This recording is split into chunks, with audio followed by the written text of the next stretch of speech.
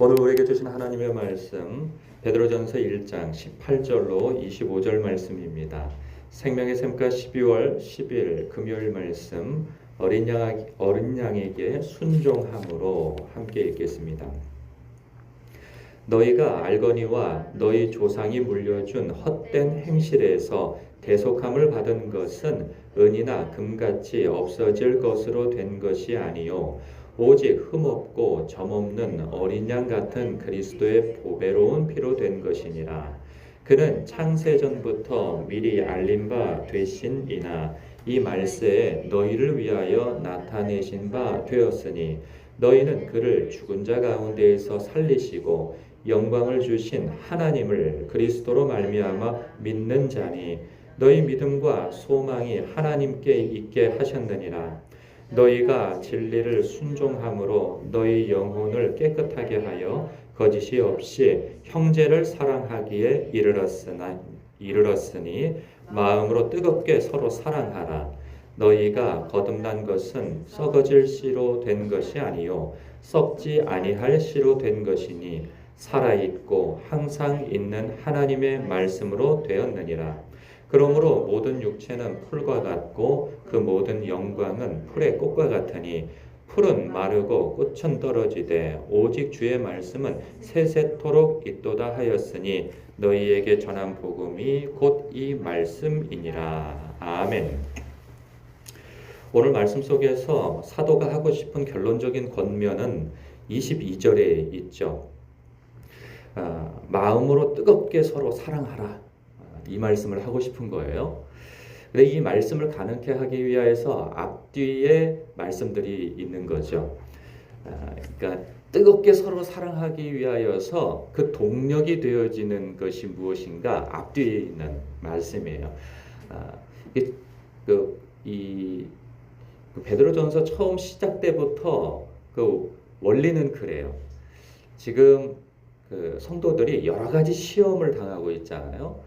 동족 유대인으로부터 너희는 배신자다, 이단자다라고 하는 그런 공격을 받고 그래서 불의와 그런 공동체에서 쫓겨나게 되어지는 그런 일들을 당하고 또 거기에서 멈춰지는 것이 아니라 자신들이 살고 있는 그들도 이방인인데 거기 원래 원주민들로부터 너희들은 여러 신을 섬겨야지 어찌 한 신만 섬기냐 하여서 예수 믿는 신앙에 대하여서 너희들은 불신자다. 이런 공격을 받기도 하고 또 너희들은 식인종이냐 어찌 사람의 살과 피를 먹느냐 하여서 또 공격을 당하기도 하죠. 이게 성찬식에 대한 오해 때문이죠. 그런가 하면 그리스도 안에서 한 형제여 자매로 맺어진 사이이기에 형제님 자매님 하는 것 때문에 오해가 생겨서 너희들은 근친상간하는 자냐 어찌 형제와 자매가 서로 결혼을 한단 말이냐 이런 어떤 오해도 있었고 뿐만 아니라 로마 황제만이 주님이라고 하는 그 시대적 배경 속에서 예수님이 우리의 주님이시고 왕 중의 왕이시다라고 하는 그 고백 때문에 너희들은 반역자라고 하는 그러한 오해를 또 받곤 했죠. 여러 가지 이유 때문에 그들은 사회적, 경제적, 정치적 할 것 없이 전방향에서 당하는 그 곤란한 일들을 당한 것 때문에 어려움이 있었습니다. 그 어려움 속에서 부당함을 당하는 것 때문에 두려워하고 소망을 잃게 되어질까 싶어 사도는 그들에게 이 세상에서 잃어버릴 것에 대한 소망, 이 세상의 소망 때문에 마음이 두려움에 쌓여 있는 그들을 향하여서 참 소망이 무엇인지를 보여주죠. 너희들이 붙잡아야 할 산소망, 참소망은 쇠하지 않고 더럽혀지지 않고 없어지지 않을 그러한 영생이다. 그리고 너희들이 부활의 몸을 입고 주님과 함께 서게 되어질 그 영광스러움을 바라보라 하면서 영원히 없어지지 않을 성도에게 주어진 그 영광을 바라보도록 그 시각을 옮겨주고 있죠. 그러므로 인하여서 이 땅에서 당하는 믿음 때문에 당하는 그 어려움, 두려움을 극복해내고 이겨나갈 마음을 불어넣어주고 있습니다. 그런가 하면 이 부당함과 어떤 그 손해가 계속되어지면 이 시련이 계속되어질 때 사람은 이 자포자기 하는 마음이 들게 되어집니다. 그래서 될 대로 되라. 그래서 내 밥그릇은 내가 챙겨야 되겠다 하는 싶은 마음에 세상과 똑같이 살아가려고 하는 그 유혹 속에서 은밀히 보시는 아버지를 의식하라는 거죠. 그래서 이 거룩함을 요구하시는 하나님을 의식하고 바라볼 것을 권면했어요. 그래서 근신하라는 거죠. 말이나 행동에 조심성 있게 해라. 마지막 때에 하나님께서 그 행위를 통하여서 심판하신다. 그 영원하신 하나님을 바라보며 이 땅을 두려움 가운데 살아가라. 이렇게 또 격려를 했습니다. 오늘 말씀에 있어서도 마찬가지죠. 삶이 팍팍하고 시련과 고난이 계속되면 하나님께 대한 믿음이 시들해지기 마련입니다. 이럴 때 성도들의 관심과 실제적 도움과 이 사랑이 큰 힘이 되어지는 거죠. 사람은 어떤 고난과 어려움을 당하게 되어지면 나만 이런 일을 당한다고 생각하는 경향이 많습니다. 그렇게 되어지면 외로워지고 그리고 고립되어지고 그러면서 주님을 의지하기보다는 내가 이렇게 계속 믿음을 가져도 되나? 이런 생각이 든단 말이죠. 그럴 때면 우리가 서로 사랑하고 서로 돌아보고 격려하고 위로하고 도움을 주고 하면 그 사랑 때문에 조금 더 견딜 힘이 생겨나는 거거든요. 그런데 서로 내 코가 석자인데 하고 있으면 자신도 죽어갈 뿐만 아니라 영적으로 다른 사람도 죽어간다는 거죠. 그래서 다 같이 죽어가는 거예요. 믿음을 잃어버리는 것이죠. 그렇기 때문에 사도는 서로 뜨겁게 사랑하라 말씀하고 있는 거예요. 그 뜨겁게 사랑할 이유가 무엇이냐? 그게 앞뒤에 있는 말씀이죠. 보면 18절, 19절, 20절, 그래서 21절까지 보면 그 내용은 뭐냐? 너희가 대속함을 받은 것은, 너희가 구원함을 받은 것은 무엇 때문인가? 그것은 바로 오직 흠없고 점없는 어린 양 같은 그리스도의 보배로운 피로 된 것이다. 이것은 이 말세에 너희를 위하여 나타내신 바 되었다. 너희를 위하여. 그리고 이것은 21절 마지막에 보면 그리스도로 말미암아 믿는 자니 너희는 너희 믿음과 소망이 하나님께 있게 하셨느니라. 보면 우리가 구원함을 받은 것, 대속함을 받은 것은 예수 그리스도께서 우리를 위해서 죽으셨기 때문에 된 것이다.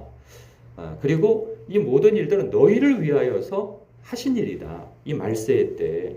그리고 우리에게 대속의 피를 흘려주신 것은 영원히 사그러들지 않는, 없어지지 않고 더럽혀지지 않는 그 소망을 주기 위함이다. 라는 그 말씀으로 정리할 수가 있는 거죠. 그래서 23절, 24절, 25절도 마찬가지예요. 우리에게 주어진 이 거듭남의 이 복음은 하나님께서 우리에게 주신 바 되었기 때문에 그분의 말씀은 영원하기 때문에 변함이 없다는 거예요. 이 모든 일들이 다 성도를 위하여서 하나님께서는 당신의 아들을 내어주셨고 우리를 아끼시기 위하여서 당신의 몸도 아끼지 아니하시고 피 흘려 속죄함에 피를 흘려주신 예수님의 사랑 때문에 우리가 영원한 생명, 영원한 소망을 갖게 되어졌다는 거죠. 이 말씀을 보노라면 생각나는 말씀이 있어요. 예수님께서 제자들 앞에서 하신 말씀이죠. 내가 너희를 사랑한 것 같이 너희도 서로 사랑하라는 거죠. 너희가 서로 사랑하면 이로써 모든 사람들이 너희가 내 제자인 것을 알게 될 것이라 하는 말씀. 그것을 염두하고 사도는 지금 성도들에게 서로 사랑하되 뜨겁게 서로 사랑하라. 예수님께서 너희를 사랑하신 것 같이 너희를 향한 하나님의 사랑은 영원하니 그 영원한 사랑 속에서 받은 그 사랑을 너희도 뜨겁게 사랑하므로 그 사랑을 나타내라. 그 말씀을 하고 있는 거죠. 이 어려운 시기를 혼자 이겨내려고 하지 말고 서로 사랑함으로 이겨내라는 거죠. 사람은 자기 자신에게 집중하기 시작하면은 고난당하고 어려움 당할 때 자기 자신에게만 집중하게 되어 있어요. 내 코가 석자인데 내가 이 일을 이겨내야지 하는 생각 속에서 혼자서 살아갈 수 있는가? 그렇지 않아요. 혼자서 살아가려고 분투하는 가운데 믿음을 잃어버린단 말이죠. 그래서 자기 스스로도 살려면 서로를 돌아보는 마음이 있어야 하는 것입니다. 왜 그럼 하나님께서 놀라운 장치를 해두셨어요. 나의 사랑의 나눔으로 인하여서 다른 사람이 살아나는 모습을 보게 되어지면 본인도 살게 되어 있거든요. 그게 놀라운 장치예요, 하나님께서. 그리고 다른 사람의 관심과 사랑을 받는 것으로도 살지만 내가 다른 사람에게 사랑을 주는 것을 통하여서 그 사람이 살아가는 모습을 보는 것으로도 내가 산단 말이에요. 내 영혼이 산단 말이죠. 그렇기 때문에 서로 사랑하라는 거예요. 서로 사랑. 사랑을 받는 것도 중요하고 받는 것을 넘어서서 주는 것도 중요하다는 거죠. 주기만 하는 것도 문제이고 받기만 하는 것도 문제인 거예요. 받는 것에 있어서도 유연할 필요가 있고요. 나는 주기만 해야 돼 해서 사랑 주는 것에 대해서 막 극도로 또 막 방어적 태세를 보이고 그럴 것도 아니라는 거죠. 상대방이 호의를 베풀고 그리스도의 사랑을 나누려고 하면 그것을 기꺼이 고마움으로 받고 그것을 또 되갚아 줄 수 있으면 되갚아 주는 것이고 그 사람에게 되갚아 줄 수 없다면 되갚아 줄 수 없는 연약한 사람을 찾아가서 또 그 사랑을 나누면 되는 것이거든요. 그렇게 하여서 서로 주고 받고 나누고 하는 것을 통해서 그 믿음이 단단해진다는 거죠. 이 어려운 시기를 이겨나갈 수 있는 거예요. 그래서 저는 얼마 전에 참 집사님을 통해서 들은 이야기가 굉장히 감동이 되더라고요. 몸을 가누지 못하고 힘들어하는 어떤 한 성도님을 위하여서 그 손수 닭죽을 끓여가지고 그 멀리 얼마나 멉니까? 한참 가야 할 그 거리까지 찾아가서 그것을 이렇게 대접하고 그리고 격려하고 위로하고 하는 그러한 일들이 참 주님께서 은밀히 보시는 아버지께서 기뻐하시고 즐거워하실 일인 거죠. 우리는 이렇게 소소하게 우리 주변에 있는 사람들을 서로 돌아보면서 이 어려운 시기를 격려하고 이겨나갈 그런 마음들을 쓰고 있는 소식을 제가 듣는데 참 얼마나 주님 안에서 제가 감동이 되어지고 참 기쁨이 되어지는지 모릅니다. 저도 오늘 말씀을 묵상하면서 내가 큰 것을 해줄 수 없지만 내가 찾아가서 격려하고 그리고 위로하고 함께 해주는 것을 통하여서 어떤 사람인들 힘을 얻고 격려를 받고 그 믿음이 다시 이렇게 북돋아지는 일들이 있다면 내가 기꺼이 가서 찾아가서 그 먼 곳이라 할지라도 찾아가서 마음을 다해야 되겠다는 그런 마음을 갖습니다. 우리의 마음에 기본적으로 가져야 할 마음은 뭐냐면 내가 나중에 크게 되어져서 한 방에 뭘 사랑을 주리라 이런 게 아니고 지금 있는 곳에서 내가 할 수 있는 작은 거라도 상대방이 나의 작은 힘을 떼어서 나눠주었을 때에도 그 사람이 또 그 힘을 받아서 이렇게 벌떡 일어날 수 있는 그러한 그 무엇이 내게 있다면 그것을 나눠주는 것을 주저하지 않아야 한다는 생각입니다. 이것은 하늘에 쌓는 방법인 것이죠. 오늘도 여러분이 말씀 안에서 나에게 아낌없이 주신 우리 주님을 생각하며 내가 내 시간과 마음과 어떤 그 무엇을 아끼지 아니하고 나누어 줄 수 있는 넉넉함이 여러분에게 있으시길 주님의 이름으로 축복합니다. 지금까지 해오신 여러분의 나눔과 섬김을 참으로 감사하고 하나님께서도 격려하시는 그 마음을 전합니다.